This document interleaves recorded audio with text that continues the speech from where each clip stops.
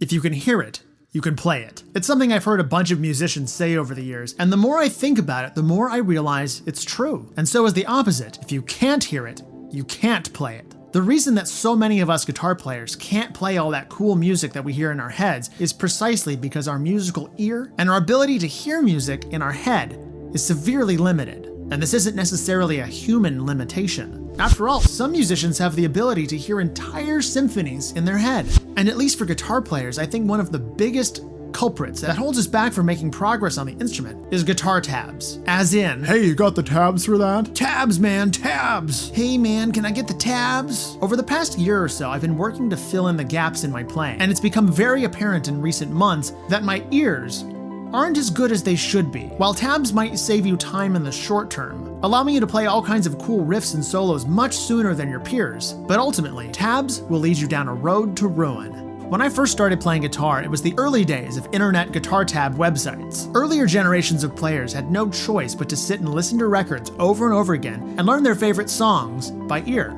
But anyone my age or younger has grown up in a world with easy access to guitar tabs for just about any song you can think of. It's kind of like having cheat codes for a video game. I remember playing Super Mario World as a kid with a cheat code that made you invincible. You could plow through the entire game crazy fast, but you couldn't beat the final boss battle with Bowser because he threw these little wind-up toys. I looked it up, they're called Mecca Koopas. Now the only way to beat Bowser was to disable the Mecca Koopas and toss them up at Bowser in his little floating helicopter thing. But if you were invincible, you couldn't touch the Mecca Koopas without killing them. Now you're probably wondering, what does all this Mario stuff have to do with guitar? Access to guitar information has only gotten easier over the years. Aspiring guitar players now have access not only to tabs, but to detailed tutorials for thousands of songs. You can make tons of progress way faster than was ever possible in the past. But I think the trade-off is you're gonna hit a wall much faster. You might be wondering, hey Mike, why is this even a problem? This stuff all makes it easier to learn songs and enjoy playing music. And that's true, until one day you find yourself wanting to take your playing to the next level, or wondering why you stopped making progress years ago.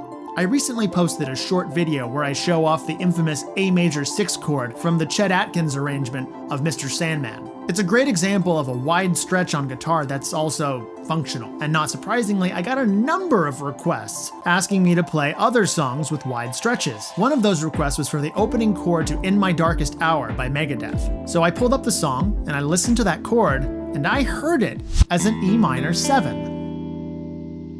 So I hopped on over to Google and I looked up the tabs and lo and behold, I was right. E minor 7. No big stretch, mystery solved, moving on. But I could hear a dissonance in the song that made me think, I'm missing something. I looked up a live video of Megadeth playing the song, and sure enough, Dave Mustaine is doing this big wide stretch in the middle of the fretboard. Definitely not an E minor 7. Come to find it's actually an E minor 9. That means my hunch was correct. There was something else going on that I couldn't figure out by ear, and I've been playing a long time. You would think I would have the ability to hear some notes in a simple arpeggio, but nope. It wasn't until I saw where Dave was putting his fingers that I was actually able to figure it out. The whole experience showed me that my playing ability might be up here, but my ability to hear the music is maybe slightly better than Frere Jacques.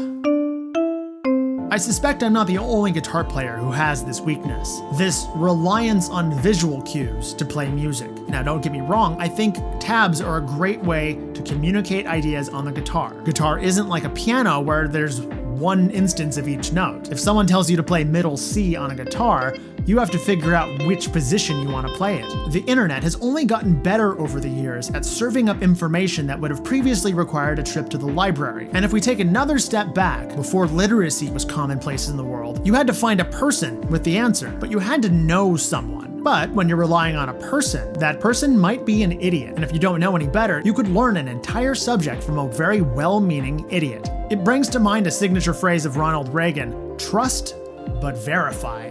True, he was negotiating with the Soviet Union, but I think that's an awful lot like blindly trusting guitar tabs. I looked up the tabs for that Megadeth song because I thought it was going to save me time, but all it did was show me that someone besides myself also heard the chord wrong. So what's the solution? I don't know about you, but I intend to swear off tabs for a while. Maybe even for good, and focusing more of my time on ear training. Lucky for us, technology isn't all bad, I downloaded a couple of free ear training apps on my phone, and so far, so good. I'm also forcing myself to sing what I'm playing, as well as attempting to sing notes above and below the notes I'm playing on guitar. I believe I'm a horrible singer, but singing what you play is supposed to really help you to internalize the sound of musical intervals. So what the hey? Hopefully this video will make you think and reflect about your reliance on tabs and tutorials. Whether you've been playing for 20 days or 20 years, I hope you'll join me in taking a step back and learning to develop your ears. After all, music is sound, not numbers on a page. Or don't do anything different and keep using tabs because that's what you enjoy doing.